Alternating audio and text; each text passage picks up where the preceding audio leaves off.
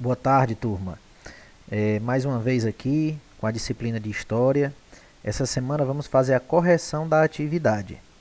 Na semana passada, nós falamos sobre o Renascimento e o Humanismo, houve uma explicação e agora nós vamos corrigir o nosso exercício.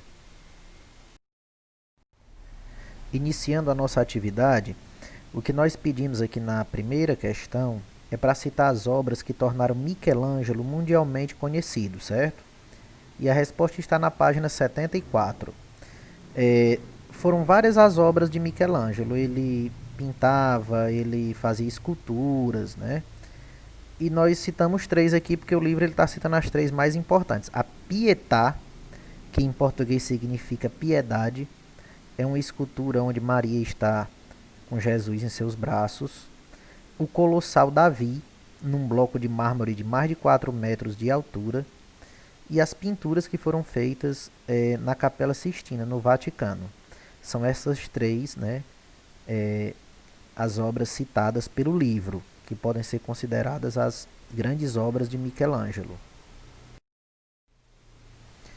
Na segunda questão, ainda na página 74, eu peço que vocês me digam qual foi a obra que tornou Nicolau Maquiavel também conhecido, né, uma grande obra dele.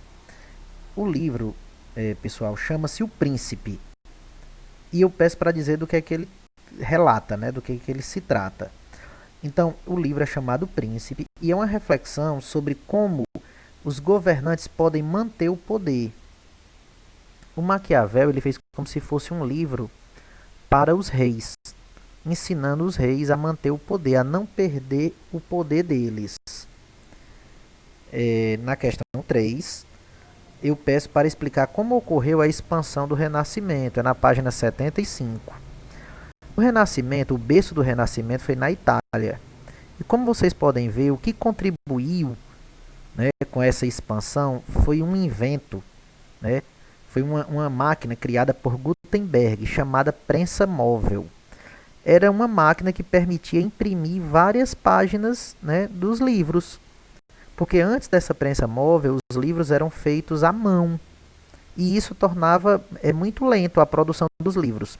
A partir dessa invenção de Gutenberg, os livros puderam, né, ser impressos muito mais rapidamente. E isso permitiu que as ideias do Renascimento ganhassem o mundo. Para finalizarmos, nós temos aqui a questão 4 e a questão 5, que também são simples. A questão 4, eu peço que vocês leiam a página 76 e citem as obras de William Shakespeare. Talvez vocês alguns talvez não saibam quem foi o William Shakespeare, mas vocês já devem ter ouvido falar em Romeu e Julieta. Então Shakespeare ele foi um grande escritor renascentista que é autor de várias obras importantes que viraram peças de teatro, né? Então olha só, o que é que eu citei aqui, que tem na página 76. Ele criou tragédias como Romeu e Julieta, Hamlet e Macbeth. Comédias como Sonho de uma Noite de Verão e dramas como Henrique VIII. Na questão 5, eu peço que vocês expliquem o que é heliocentrismo e geocentrismo. As outras são muito importantes, mas essa questão é muito importante que vocês compreendam. Na Idade Média, um pouco antes do Renascimento, os cientistas da igreja defendiam que a Terra ela era o centro do universo e que o Sol girava ao seu redor. E isso foi chamado de geocentrismo. Tem aí embaixo, vocês podem ver. Mas um grande cientista chamado Nicolau Copérnico, ele descreveu os movimentos da Terra e ele formulou uma outra ideia, chamada de heliocentrismo, que é a ideia que coloca o Sol como sendo o centro do sistema planetário. Então foi uma ideia que ela era diferente da ideia medieval, do período medieval, né? Inclusive a igreja não gostou disso, a igreja foi contra, certo? Mas que vocês têm que aprender o seguinte: heliocentrismo, a teoria que coloca o Sol como sendo o centro do sistema planetário.